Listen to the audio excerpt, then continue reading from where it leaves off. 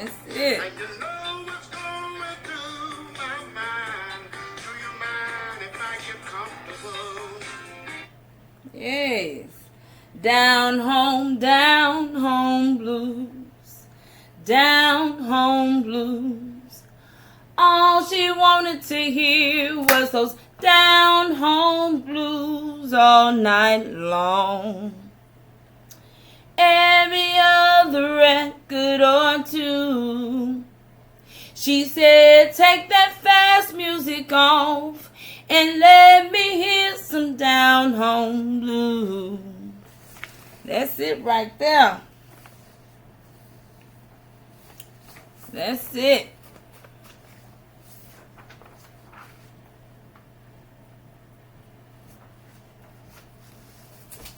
Welcome back to Southern Redhead Red Fox Reviews.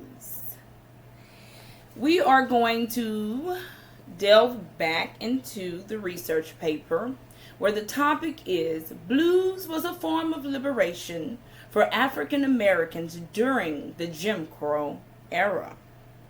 I admonish you to review part 1 so that you can be caught up on and at the place where we are today. So, I do want you to know, as I stated in the previous video, that after slavery came a period of time that was considered the Reconstruction era, and then there came the Jim Crow era. And the Jim Crow era was an era in which pretty much it was an era where the laws were separate but equal. Okay? And so this particular research paper, it's actually going to connect with the era of slavery and Reconstruction and bring us all the way to the Jim Crow era.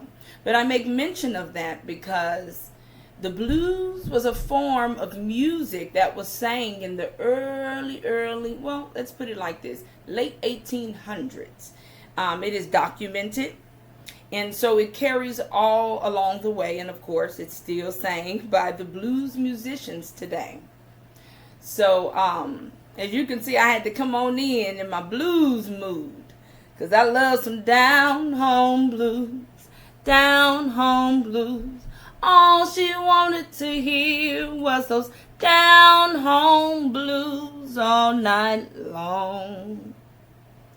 Every other record or two, she said, take that fast music off and let me hear some down home blues. Yes, that's ZZ Hill. So, I'm going to, in continuation, I will begin to read. From 1877 to 1900 came the post-Reconstruction era, which witnessed a white backlash, especially from poor whites. During segregation, Jim Crow laws were introduced with a call of separate but equal. However, by 1900, this meant poor housing, education, job opportunities, and total disenfranchisement of blacks. To prevent equality, outrageous tests were introduced, such as literacy tests. Even worse was the grandfather clause. The clause claimed equality of slaves if their grandparents had been free. Strong all-white trade unions kept blacks out of skilled employment, and there was a resurgence of the Ku Klux Klan and increased lynching of black citizens. Peonage spreading and the sharecropping system kept blacks in virtual slavery. This era was the real birth of the blues. The birth of the blues was a time when blacks faced oppression and stress from all avenues of life. Though spirituals were religions, in freedom, many of the songs sung were secular.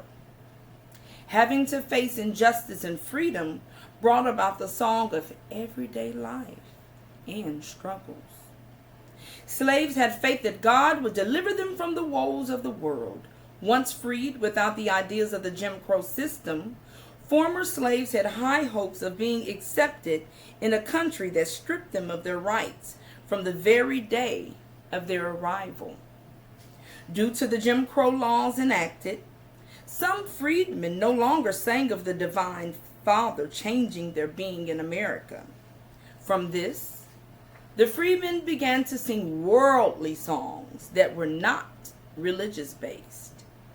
The songs were of pain and strife, encountered as sharecroppers and tenants in the Deep South. Their secularity sang now of world views. They expressed the laments of folk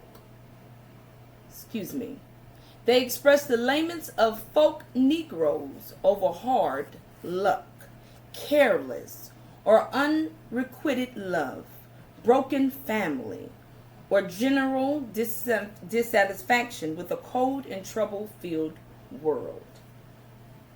Pardon me, let me put my spectacles on.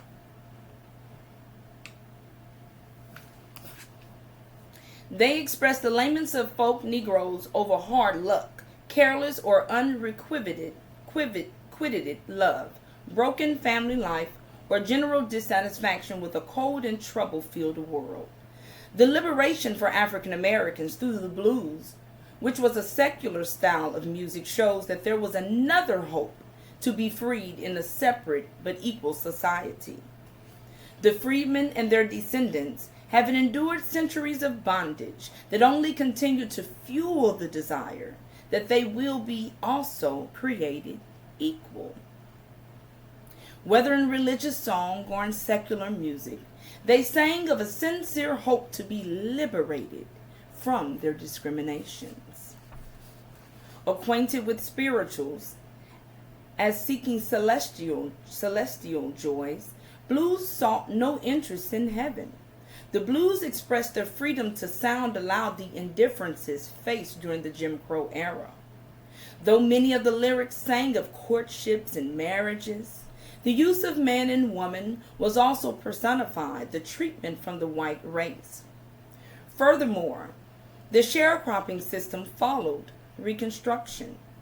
Namely, in the Deep South, a sharecropper would be allotted a plot of land, would tend to the cotton, and split the value of the crop with the plantation owner. The price of seeds, tools, and whatever advances made for living expenses would be deducted from his share. From this, many of the plantation owners could not resist the opportunity to swindle the sharecroppers at the year-end settle, condemning them to a precarious existence which involved sinking deeper into debt or starting up elsewhere. This motivated the bluesmen to sing of the days of sharecropping and the depression it caused. According to an interview with Muddy Waters, reflects on the days of slavery that he didn't live through, but was well informed of its central economic institution. The association with the blues and slavery sheds light on the struggle and cruelty of the slave that used the blues as a musical form of expression. Reared in the Deep South, Muddy was very poor and states, though not a slave, he was still not free. His hardships varied within his family, his upbringing, and with women. In essence, Muddy agrees with the statement that the blues is told to be a story of problems. The bluesmen at this age in history didn't cry aloud to heaven for deliverance, for God had freed the slaves, but somehow couldn't make them equal or Americans. Instead, their cries alone sustained them to believe that one day they would be liberated from the injustices of the Deep South. I have brought attention to the musical expressions of black culture. African Americans sang spirituals with a divine belief in the Spirit of the Lord. The Bible states, "Now the Lord is that Spirit, and where the Spirit of the Lord is, there is liberty." 2 Corinthians 3 and 17. Slaves sought emancipation and deliverance through spirituals that filled their souls with the Spirit. It was the Spirit of God that brought the Africans out of their homelands into America that kept them closer to Thee. The intimacy with the Lord was the only thing that slaves felt didn't make them invincible. Of course, Negroes were born with a veil, but through the Spirit, slaves were able to step from behind it. Try the Spirit by the Spirit. When you are in the Spirit, you can then understand the things of the Spirit. Those in bondage worshiped God in the Spirit. Therefore, as a researcher of slave spirituals, the only method to comprehend their connection to the Lord and their reasoning for seeking liberation is to understand and study the lyrics. During the Jim Crow era, the freedmen lived in a separate and unequal society that created a psychological barrier dividing whites from blacks. From the sounds of the plantations that were spirit-filled into the world of segregation, the freedmen with vocals from the soul dawned. According to John Van Auken, the soul as the developing portion of our whole nature. It is ever-changing, growing, and learning, and uses free will to explore, create, test, discover, and more. Soul is the ultimate companion to the Creator, a true companion, because it has the free will to choose to be a companion or not. The soul is also uniquely able to bridge the gulf between the spirit realms and the physical realms, between our divine, godly self and our earthly self. The mind of the soul is the subconscious. It may operate independently of the collective consciousness of the Creator. At least, it is allowed to think it does. After all, there is no way to actually be outside of the whole. Or it may act in harmony and conscious atonement with the collective consciousness. From this, one can understand the bluesmen after emancipation through the Jim Crow era. Musicians were introduced to hard times that require them to sing from the soul and for the soul. The soul was something that you couldn't touch or see. It was from deep down within the body that lived even after death. This eternal subconscious self is the very thing that can look back and wonder how you got over. The soul can go through the storm and the rain and sing about it in the duration. It was the souls of black folk that birthed the musical form that told of the black life and the sheer earth and gut capacity to survive in an extreme situation of oppression. Having faith to one day become liberated in a life only known of serfdom, it marked the expressions of Negro souls. Spirituals were incorporated by slaves from the sermons and hymns sang at Christian churches. There are also a number of different kinds of spirituals. The dialect and illiteracy of slaves in bondage are reflected in "All God's chillin' got wings." The words sang with certainty were, "I got shoes, you got shoes. All God's chillin' got shoes. When I get to heaven, I'm gonna put on my shoes. I'm gonna walk all over God's heaven. Heaven, heaven. Everybody talking about heaven. Ain't going there. Heaven, heaven. I'm going to walk all over God's heaven." This directly identifies the struggles that slaves and freedmen may have had without material possessions that were a norm for the white man. Slaves sang of having shoes in heaven, though having to share shoes with a brother or sister here on earth. This was liberating to know that no matter how hard they toiled the fields, that those in bondage would be able to shout all day in heaven because the Lord would have given them the desires of their heart. Slaves received religion in hope of gaining liberty on earth and in heaven. The slaves were property and to be treated only as such. There were slaveholders that showed gratitude for their servants' diligence.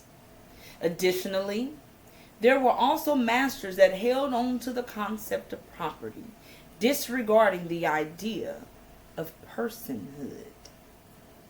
Inspired by the servitude of their lives, slaves sang, "Go down, Moses." The words were of great demands from the Lord to tell slaveholders to set the slaves free. After slavery and in segregation, Negroes sang with conviction the lyrics that resonated in the fields and backwood churches. The sounds were, "Go down, Moses, way down in Egypt's land.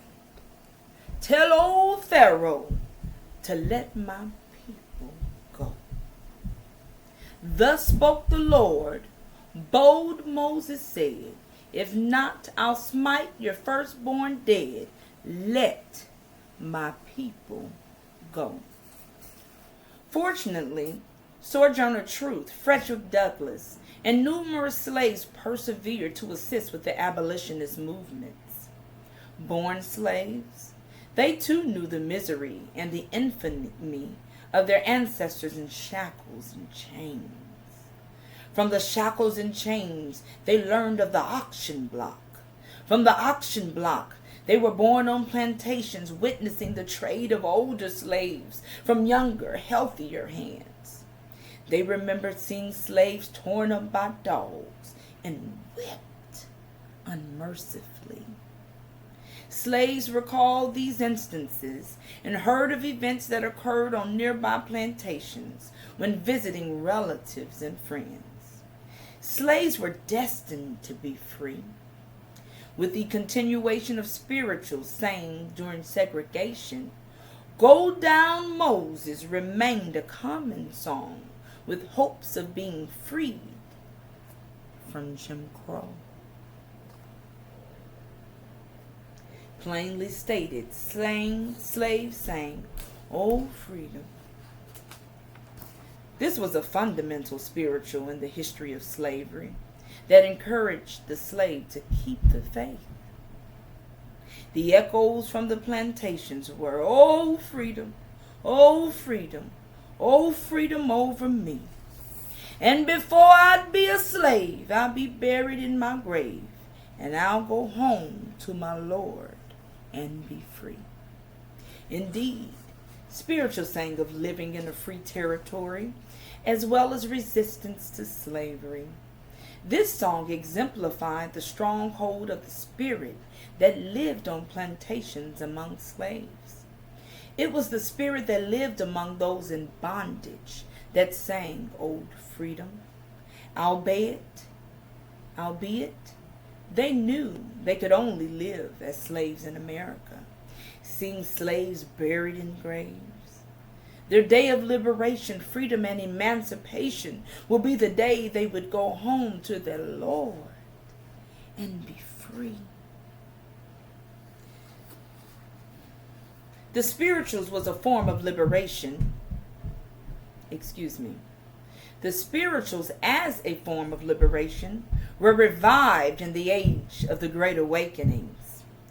It was during the camp meetings and revivals significant patterns in worship were developed. I prefer to think that, in addition to this, they brought comfort and strength to the oppressed people. That Dr. Watts and some of the other great 18th century hymn writers was able to capture so completely the essence of Christian vision and blessedness of the poor, rest for the weary, and deliverance for the captive.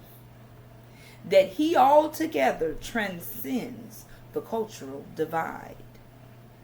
The cultural divide among the slaves and whites offered a liberating spiritual faith among the races through the great awakenings with Christ.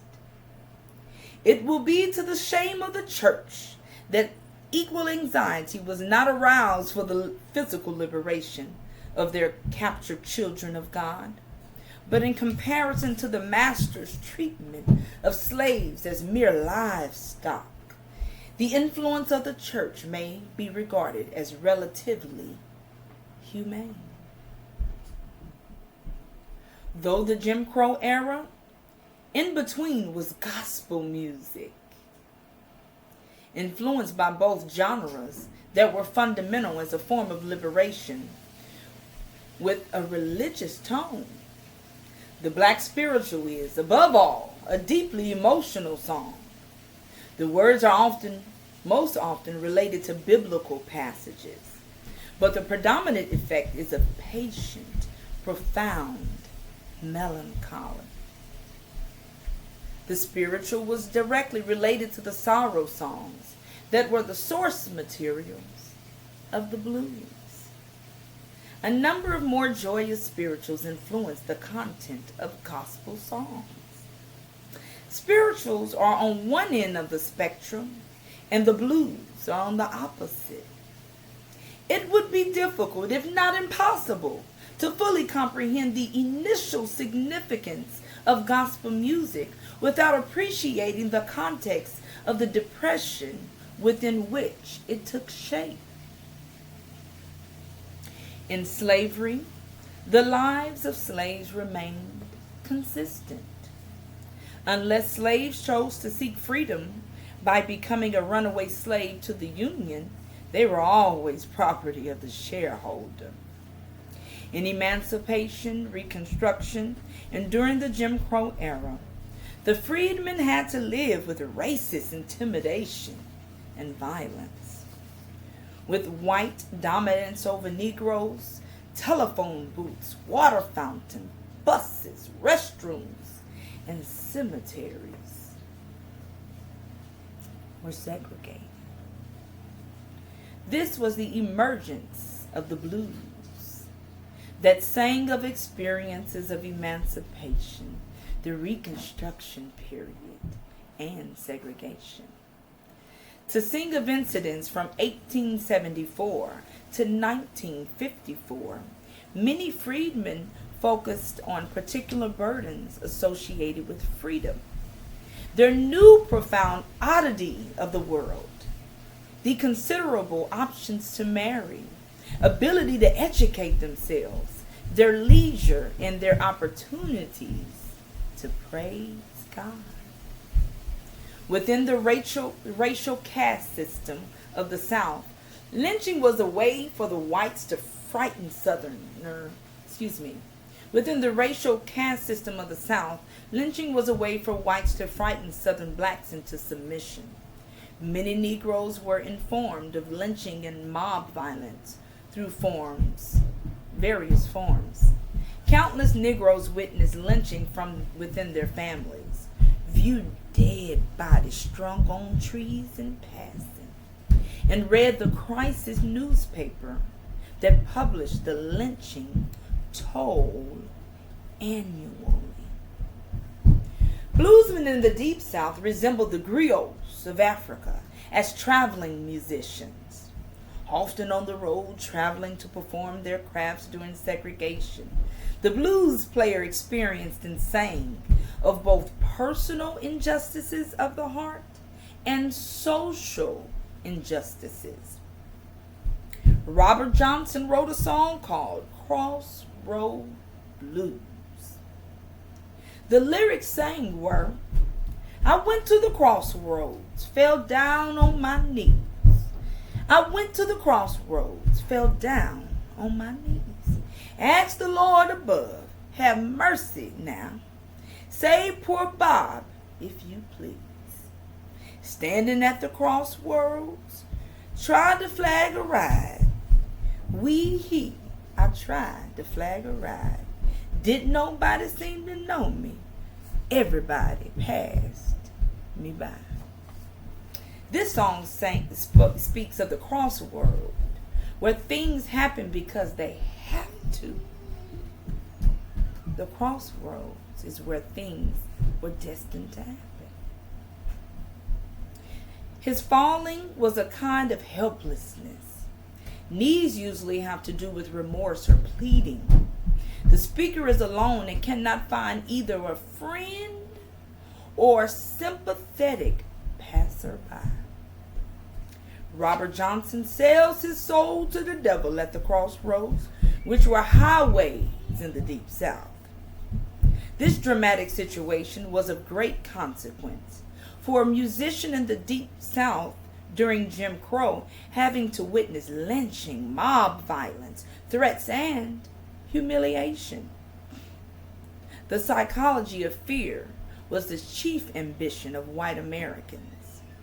Determined in those times, Negro bluesmen journeyed on singing with imagery of railroads, crossroads, buses, and trains that suggested leaving the harsh realities of the Deep South. Confident that Negroes would be liberated from the atrocities of the Deep South, Robert Johnson sounded aloud. This publicity was the most recurrent weapon against the critical things called lynching.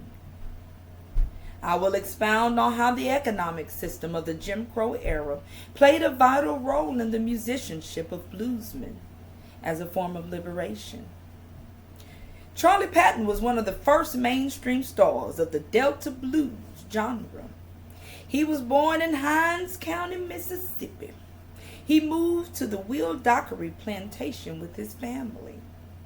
Here, Negroes worked as sharecroppers and tenants. This plantation was notable as a fair and just owner. It didn't take long for the word to get around that Will Dockery needed manpower and woman power, and I was willing to pay for it. A lot of the freedmen of this era now needed to find work. This was one of the problems faced aside from having a slaveholder that kept you continuously at work with the provisions. It was here at Charlie Patton that played and renowned the Delta blues. Charlie Patton wrote a song titled Mississippi Boll Weevil. In the days of sharecropping, the boll weevil ravaged the crops of the Deep South. This blues song offers an understanding of the hardships that the land in the Delta suffered. Lyrics written here were, Boll Weevil told the farmer that I ain't got no ticket fare. Lordy, sucks all the blossom and leave your hedges bare. Lordy, Boll Weevil, where your native home? Lordy, most anywhere they raise cotton and corn. Lordy, Boll Weevil, out of treatment fair.